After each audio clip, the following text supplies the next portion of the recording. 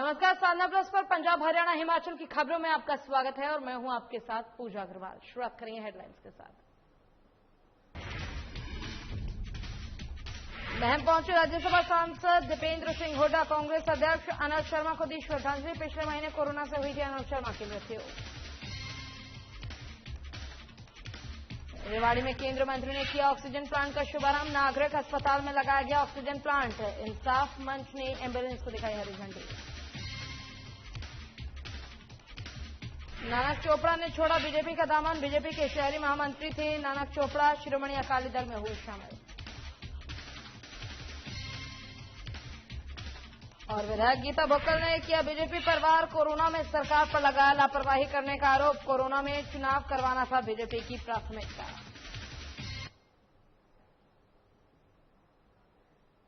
चलिए शुरुआत करेंगे खबरों से। राज्यसभा सांसद दीपेंद्र सिंह हुड्डा महम पहुंचे हैं, जहां दीपेंद्र सिंह हुड्डा ने महम निवासी कांग्रेस कार्यकर्ता और पूर्व ब्लॉक अध्यक्ष अनिल शर्मा को श्रद्धांजलि दी।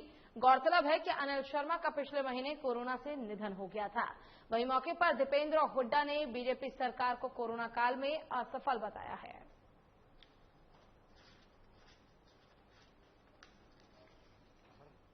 सम्मान करता था, उनका व्यवहार सबसे संबंध और खासतौर से जो है चाहे वो चौधरी दीपेंद्र सिंह हुड्डा जी रहे हों, चाहे वो धांगी साहब रहे हों, चाहे मेरा स्वयं उनके साथ संबंध रहा हो, एक ऐसे परिवार की तरह एक हमारे संबंध रहे हैं कि आज एक हमारे परिवार में एक ये ऐसा नुकसान हुआ।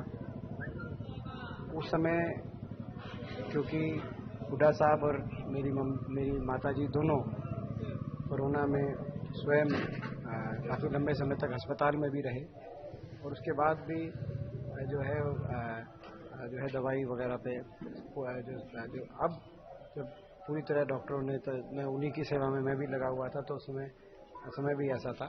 तो आज ही जो है कार्यक्रम यहाँ का हम बनाया, तो आज श्रद्धांजलि देते हैं। और सभी जो उस समय में हमारे इलाके में बहुत लोग गए हैं, सबके हम पहुंचने की भी कोशिश करेंगे, नहीं भी पहुंच पाएंगे तो सबको हम श्रद्धांजलि देंगे। और खबर रेवाड़ी से है, जहां पर केंद्रीय मंत्री राव इंद्रजीत सिंह ने गरेक अस्पताल में ऑक्सीजन प्लांट का शुभारंभ किया है और कहा कि कोरोना अभी गया नहीं है, खतरा मंडरा रहा है। अगर पहले की तरह की ढिलाई बरती गई तो कोरोना की तीसरी लहर को आने से कोई नहीं रोक सकता। इसलिए अब जरूरी हो गया है कि हर व्यक्ति वैक्सीन जरूर लगवाए। साथ ही मंत्री ने रेवाड़ी के नागरिक अस्पताल में ऑक्सीजन जनरेटर प्लांट स्थापित करने वाले हॉलिस्टर इंडिया कंपनी का भी आभार जताया है।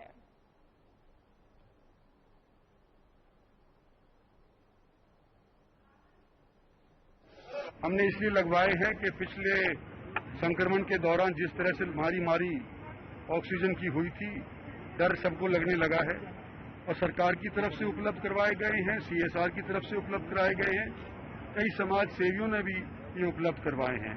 आज रेवाड़ी के अंदर हॉलिस्टर इंडिया के माध्यम से ये ऑक्सीजन प्लांट लगा है, लेकिन जो बावल रह गया है, नाहड़ रह गया है और जिलों के अनेक हेडक्वार्टर्स रह गए हैं, वहां पर भी ये योजनाएं लगने लग रही हैं।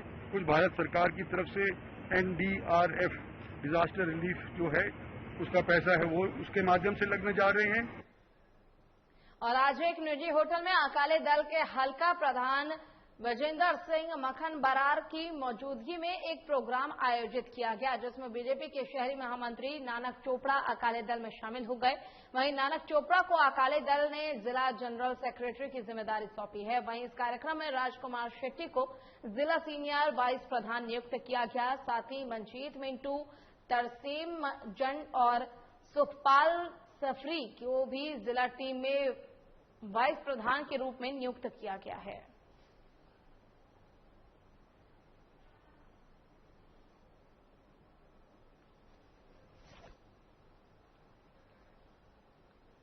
और एक बार फिर से केंद्र और प्रदेश की बीजेपी सरकार पर निशाना साधा गया। यहां अपने निवास पर कार्यकर्ताओं से मिलने के बाद मीडिया से रूबरू होते हुए भुक्कल ने कहा कि कोरोना काल की पहली और दूसरी लहर में सरकार की लापरवाही का खामियाजा देश और प्रदेश की जनता को भुगतना पड़ा है।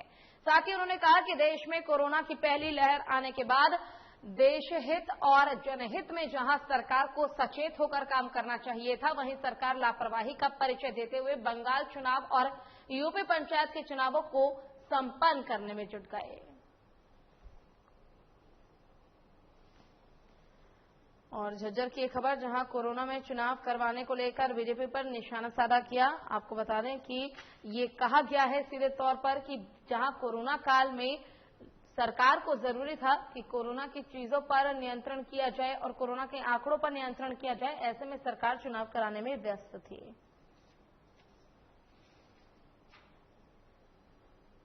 और गीता भुक्कल ने ये बीजेपी पर वार किया है। उन्होंने कहा कि लगातार सरकार अपने लापरवाही का परिचय दे रही है।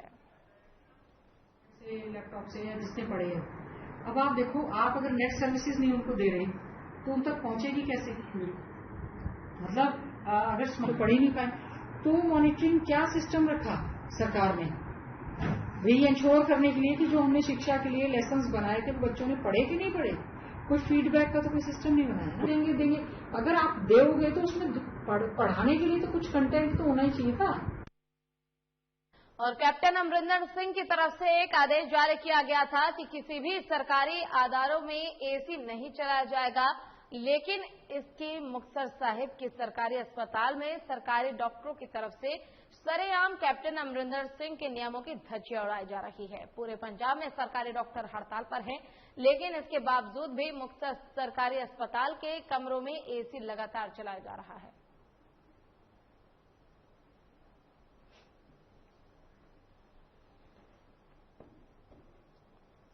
और कैप्टन अमरिंदर सिंह की तरफ से आदेश जारी किया गया था कि किसी भी सरकारी अस्पतालों में एसी नहीं चलाया जाएगा, लेकिन इसके बावजूद मुक्तसर साहिब के सरकारी अस्पताल में डॉक्टरों की तरफ से सरेआम कैप्टन अमरिंदर सिंह के नियमों की धज्जियां उड़ाई जा रही है। पूरे पंजाब में डॉक्टर हड़ताल पर बैठे हैं, लेकिन इसके बावजूद भी मुक्तसर सरकारी अस्पताल में कमरों में एसी लगातार चल रहा है।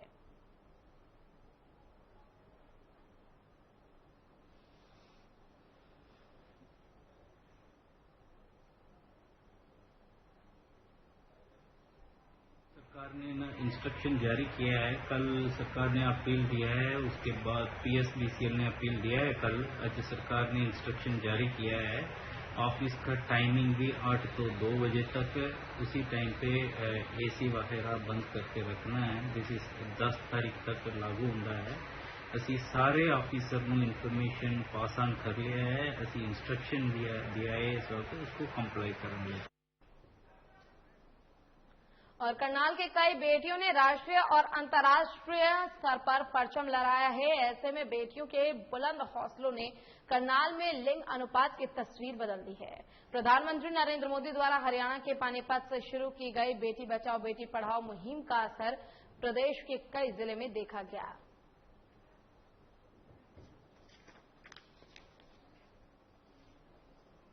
संजोली बैनर्जी की जिन्हें आज डायना अवार्ड मिला है, और मुझे बहुत खुशी है इस बात की कि हम दोनों ने जिस तरह से पिछले इतने सालों में काम किया है, उसके आज इफेक्ट्स इतने पॉजिटिव आए हैं। चाहे वो दीदी को 7 इयर्स की एज में ही CM से अवार्ड मिला उनके काम के लिए, या आज उन्हें वर्ल्ड का most prestigious award for youth मिला, डायना अवार्ड। तो मुझे लगता है ये पॉजिटिव इफेक्ट्स ही हमें मोटिवेट करते हैं। उस समय अगर हम देखें तो करनाल जिले का जो मेल फीमेल का लिंग अनुपात था वो करीबन 886-887 के आसपास था 2014 में, और आज की तारीख के अंदर अगर हम बात करते हैं तो हम 901 के आसपास हैं इस टाइम पे। और इस दौरान जो हमारे PNDT की टीम है, जो ये एक्ट इसकी अथॉरिटी को शक्तियां देता है, उसके तहत जो भी कार्रवाई की गई, चाहे वो हमारे सेंटर्स को रजिस्टर करना हो, उनके समय समय पर जांच करना हो, इसके अलावा जब भी कभी इस तरीके की कोई सूचना प्राप्त होती है जिसके तहत ये पता चलता है कि किसी अमुक जगह पे इस तरीके का अनैतिक और इलीगल कार्य किया जा रहा है, तो वहां पर रेड भी की गई है।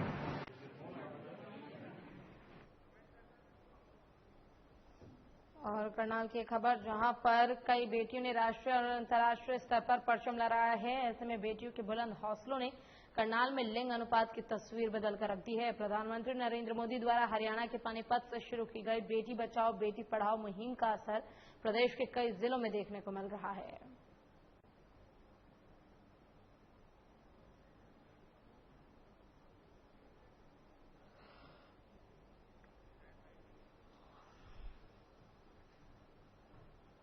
और मुक्तसर साहिब के गांव दोदा की सुखना रोड पर एक घर में 8 हथियारबंद हमलावरों ने 3 परिवार के सदस्यों को गंभीर रूप से घायल कर दिया। इतना नहीं, घर में खड़ी कार के साथ साथ घर के अन्य सामानों को तोड़फोड़ दिया। वहीं पीड़ित परिवार के जिस महिला के कपड़े फाड़े गए, उसकी हालत को देखते हुए मेडिकल कॉलेज फरीदकोट रेफर कर दिया गया है। हैरानी की बात यह है कि पुलिस ने इस सारे मामले को क्रॉस लड़ाई झगड़े का मामला बताया है। वहीं स्थिति बता रही है कि अगर जांच की जाती है तो मामला महिला के साथ दुष्कर्म करने और घर में जबरन घुसपैठ कर गुंडागर्दी करने का सामने आया है।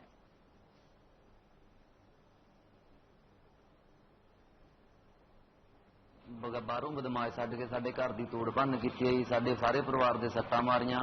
मां मेरी नूं इत्थों रैफर किया फरीदकोट, अध मरी पई है जी, वो दाखिल पई आ।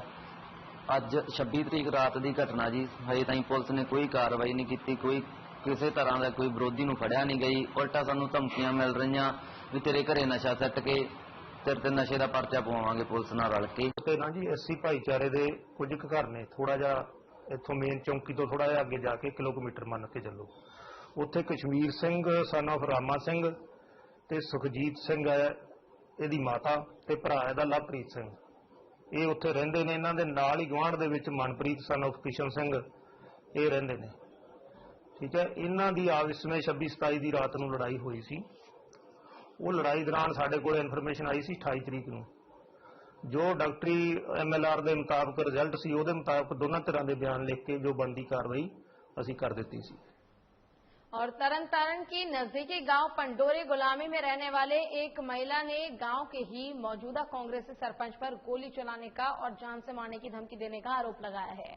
आपको बता दें कि गांव के सरपंच ने 12 जून को अमृत कौर के परिवार को तंग और परेशान करने के संबंध में पुलिस में शिकायत की थी, लेकिन उस पर कोई भी कार्रवाई नहीं की गई, जिसके चलते गांव के सरपंच ने उनके परिवार के खिलाफ झूठी शिकायत दर्ज करवा दी। इस संबंध में जब गांव के सरपंच से बात की गई तो उन्होंने बताया कि उन पर लगे सभी आरोप झूठे और बेबुनियाद है।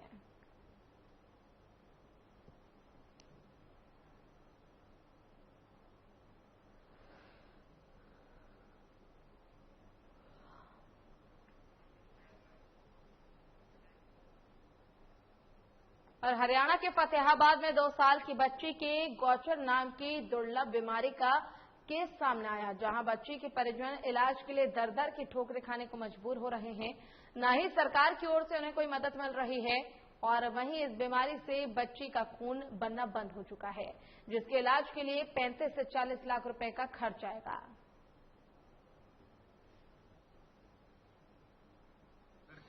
बीमार हुए लगभग 4 महीने हो गए। पहले रोहतक के PGI में लेकर गए थे इसको जी, फिर वहां से चंडीगढ़ ले गए जी।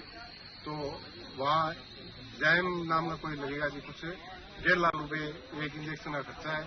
तो गांव में ये प्लम्बर का काम करता है जी, इसके पास साधन इतना है नहीं। कुछ गांव वालों ने मदद की है, 5-7 लाख रुपए लग गए जी इसके। अब इसके पास कोई साधन है नहीं, तो एक सहायता के लिए अनिल विज साहब से रिक्वेस्ट करने के लिए डीसी साहब के पास आए हैं। मेरी गुड़िया का बहुत नामी बीमारी है जी, इसके इंजाइम चलनी है और बोल मेरा ट्रांसफर होगा 40 लाख रुपए का होगा सर। चंडीगढ़ PGI चल इसका इलाज। मेरे पास पैसे नहीं है जी। अच्छा, तो अब आपकी क्या मांग है जी? आप किस लिए मिलने आए हैं यहाँ? डीसी साहब से मिले हैं सर। तो कितने साल की गुड़िया आपकी और ये बीमारी किस प्रकार की बीमारी है? ये 2 साल की गुड़िया है जी, गोचर नामी बीमारी है जिसका। क्या होता है इसमें? इसमें खून डाउन हो जाता है इसका ऊपर, आपका खून नहीं बनता इसका।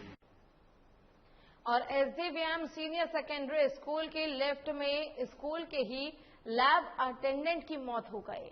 आपको बता दें यह हादसा स्कूल की दूसरी मंजिल में हुआ, जहां लैब अटेंडेंट लिफ्ट में 3 बजे फंस गया था, जिसके बाद युवक को 8 बजे दमकल विभाग के कर्मचारी और लिफ्ट कटर का काम करने वाले कारीगरों की मदद से बाहर निकाला जा सका। वहीं मृतक के परिजन में रोष है और साजिश होने की भी आशंका परिजनों द्वारा जताई जा रही है। वहीं परिजनों ने पूरे मामले की जांच की मांग की है।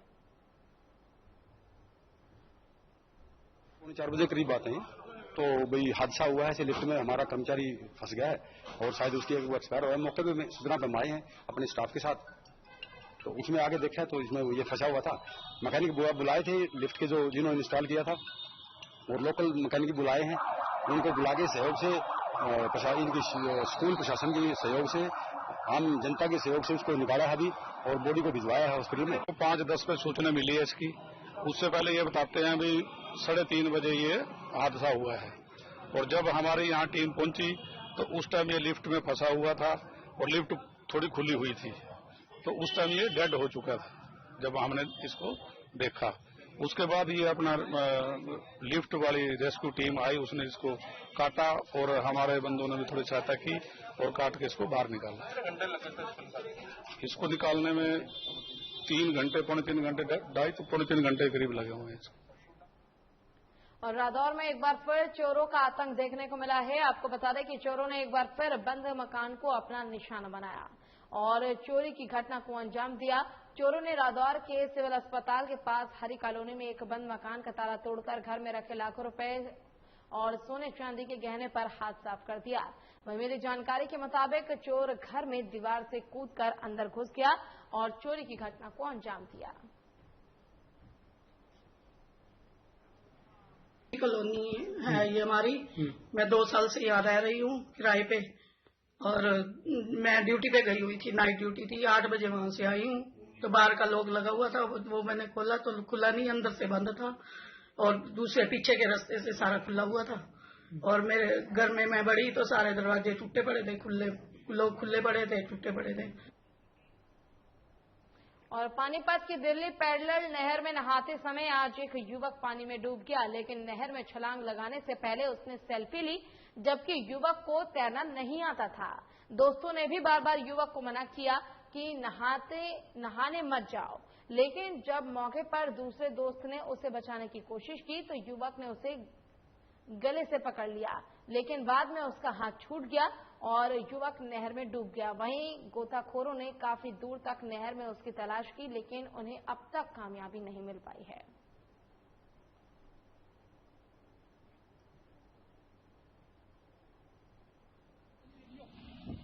देखिए, कुछ बच्चे नहा रहे थे सुबह, ये उनसे एक लड़का डूब गया, 22 साल के 20 या 22 साल की उसकी उम्र थी, और यहीं डार गांव में किसी फैक्ट्री में वो लोग काम करते थे, वहीं रहता था। तो पुलिस मौके पर है और गोताखोर बुलाए गए, उसकी तलाश कर रहे हैं। सर, मामला ये है, अभी हम 4-5 दिन से एक संभाल का लड़का डूबा हुआ है नामुंडे में, तो उसको ढूंढ रहे थे, 4-5 दिन से लगे हुए थे। तो हम वहीं पे ऑपरेशन कर रहे थे, तो एक आधे घंटे के बाद हमारे पास एक फोन आया कि रवि गोताखोर है ये बिंजल से, ये भी यहीं पे रहते हैं लगभग हर टाइम। जब भी कोई हादसा हो जाता है तो ये तुरंत सर्चिंग पे लग जाते हैं। तो इस भाई ने हमें इन्फॉर्मेशन दी कि भाई यहाँ पे अभी एक लड़का डूब गया है। तो फिर हम वहां से दौड़कर यहाँ पे आए और यहाँ पे सर्चिंग चालू कर दी है हमने।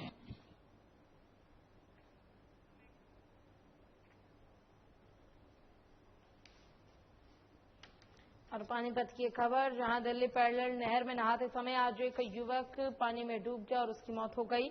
आपको बता दें कि नहर में छलांग लगाने से पहले उसने सेल्फी ली, जबकि युवक को तैरना नहीं आता था।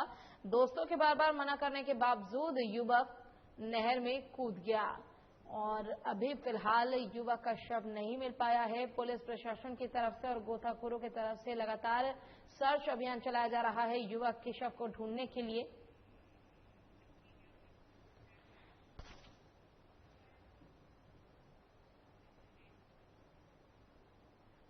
और अंबाला शहर नगर निगम टैक्स ब्रांच से एक बड़ी खबर सामने आई है, जिसमें कहा जा रहा है कि जिन लोगों ने अपने प्रॉपर्टी टैक्स नहीं भरे हैं उन पर बड़ी कार्रवाई की जाएगी। वहीं 7 जुलाई आखिरी तारीख बताई जा रही है, जिसके बाद बिल्डिंग को सील करने को लेकर कानूनी कार्रवाई की जाएगी।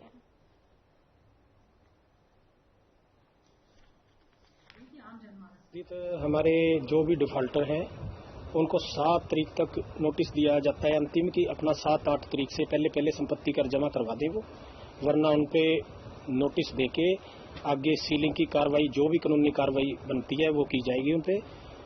और संपत्ति कर वसूलने के लिए कमिश्नर साहब के आदेश से टीमें बना दी गई हैं और आगे से जो भी नोटिस देके जो भी कार्रवाई बनती है कानूनी वो कार्रवाई की जाएगी। वॉरियर्स हैं उनको भी हमारे बीच में वो नहीं। और अम्बाला शहर की एक खबर जहां पर नगर निगम टैक्स ब्रांच से एक बड़ी खबर सामने आई, जिसमें कहा जा रहा है कि जिन लोगों ने अपने प्रॉपर्टी टैक्स नहीं भरे हैं उनको जल्द ही अपने प्रॉपर्टी टैक्स भरने होंगे।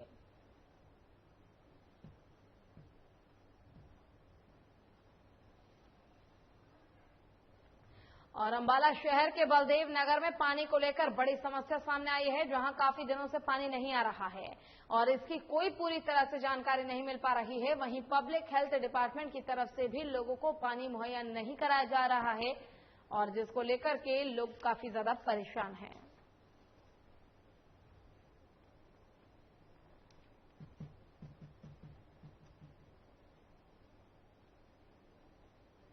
देवनगर के एरिया में आता है, वो सबसे लास्ट में पड़ जाता है, हमारा सेकंड लास्ट है मंडोर से पहले ही। तो पानी की ऐसी जो दिक्कत आ रही है पिछले दिनों से, तो हमें प्रॉपर रॉ वाटर नहीं मिल रहा कैनाल बेस का जो है। सेकेंडली बिजली के बहुत ज़्यादा कट लग रहे हैं। बिजली के जैसे हॉटलाइन होने के बावजूद भी 12-12 घंटे का लगातार कट है। इसकी वजह से अगर हमें पूरा पानी सफिशिएंट हमारे टैंकों में मिलता है तो हम वो पानी पब्लिक को दे देते हैं। बावजूद इसके अगर जो हमारे ट्यूबवेल्स बेस की स्कीम्स हैं, वो जितनी हमें बिजली मिलती है वो हम ट्यूबवेल के माध्यम से लोगों को सप्लाई दे रहे हैं। और आखिरकार भिवानी भी उन जिलों में शामिल हो गया जहां पर पेट्रोल की कीमत 100 रुपए के पार हो गई है। आज भिवानी जिले में प्रीमियम पेट्रोल की कीमत 101.52 पैसे पर पहुंच गई।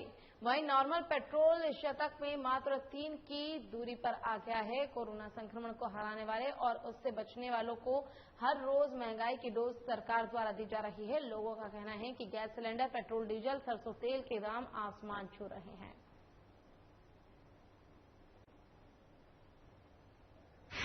महंगाई ने बहुत ही हद पार कर रखी है। सब्जी में, तेल में, गैस सिलेंडर में महंगाई हो गई बहुत ज्यादा और आमदनी है नहीं, आमदनी घटती जा रही है और महंगाई बढ़ती जा रही है। इस सरकार को इस बारे में कुछ ना कुछ सोचना चाहिए। भाई गरीब आदमी अपना काम पेट पाले या पेट्रोल चलाए या क्या करे।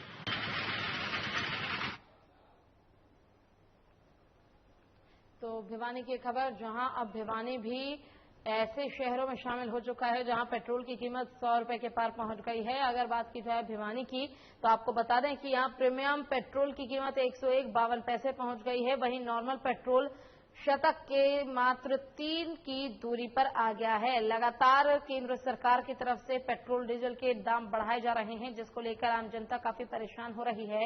आप खुद देख सकते हैं किस प्रकार से सरकार ने जनता के खिलाफ फैसला लेते हुए पेट्रोल, डीजल के दाम बढ़ा दिए हैं। और आज के समय की अगर बात की जाए तो आज के समय में पेट्रोल की कीमत 100 रुपए प्रति लीटर हो चुका है। और भिवानी जिला के 7 गांव में कोरोना प्रोटोकॉल का सकारात्मक असर देखने को मिल रहा है, जिसमें कोरोना की दूसरी लहर में एक भी केस नहीं आया। स्वास्थ्य विभाग की जागरूकता और वैक्सीनेशन से ये प्रयास कोरोना काल में संभव हो सका है, जहां सोशल डिस्टेंसिंग, मास्क का प्रयोग और बार बार हाथ धोने की आदत ने ग्रामीणों को कोरोना से बचाया है।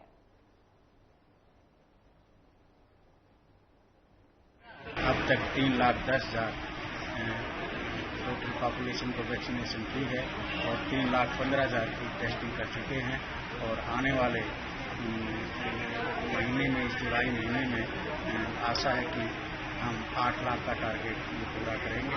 और मेरी सभी भिवानी निवासियों से अपील है कि कोविड-19 की महामारी से बचने के लिए, इस पेंडेमिक से बचने के लिए सभी वैक्सीनेशन करवाएं। हमारा जी मतलब भाईचारा का ऐसा सहयोग था जिससे कि हम 2 गज की दूरी का पालन किया और ये मास्क जो है ये भी अच्छी तरह से हर आदमी को लगाए रखा और मतलब यह टीम भेजी सरकार ने, उसका मैं मतलब जांच करी थी, कोई भी पॉजिटिव नहीं मिला, सब सुख शांति से आराम।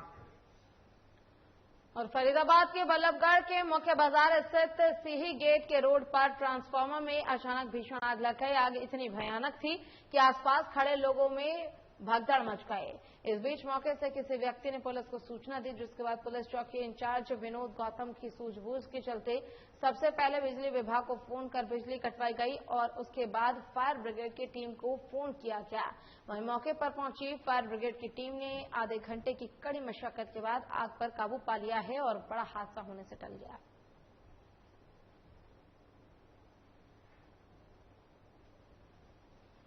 गर्मी का टाइम है और लोडिंग ज्यादा है। जैसी आग की सूचना मिली, मैंने तुरंत बिजली बाकी एसडीओ साहब को फोन किया बिजली कटवाने के लिए, और जो ना उसके बाद तुरंत राजेंद्र जी हैं फायर स्टेशन पे, उनको फोन करके फायर ब्रिगेड की गाड़ी मंगा ली है और आग काबू हो गई है। कितना बड़ा नुकसान हो सकता था इससे? इसमें नुकसान देखिए, ये है तो एक साइड में मंदिर के साथ में है, अगर इसके चारों तरफ शोरूम होते तो ज्यादा नुकसान हो सकता था। अगर ये शुक्र है फटने से बच गया है इसका जो ट्रांसफार्मर है।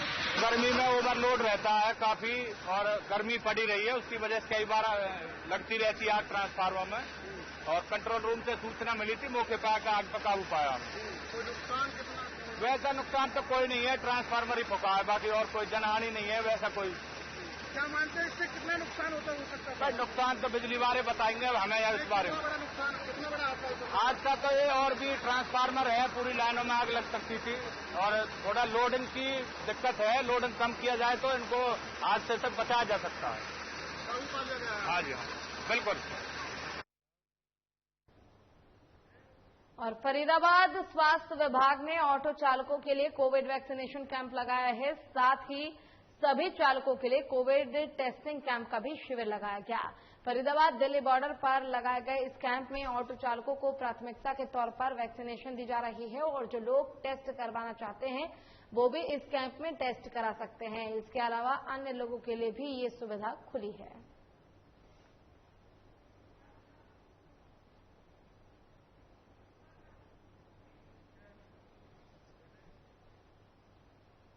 और कुरुक्षेत्र के शाहबाद उपमंडल में अमरनाथ बर्फानी सेवा मंडल की ओर से अमरनाथ यात्रा बहाल करने को लेकर लोग सड़कों पर उतर गए हैं और इसी संबंध में शाहबाद एसडीएम कपिल शर्मा को ज्ञापन भी सौंपा गया। वहीं एसडीएम कपिल शर्मा ने केंद्र सरकार को ये ज्ञापन भिजवाने की बात कही है।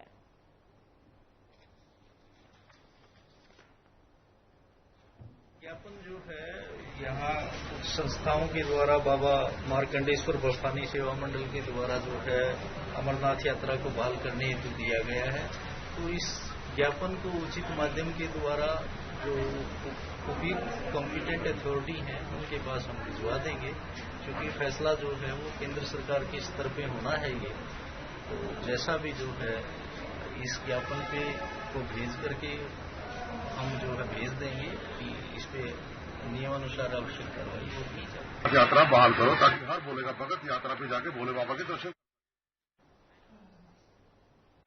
चलिए इसी के साथ फिलहाल के लिए इस बुलेटिन में बस इतना ही। नमस्कार।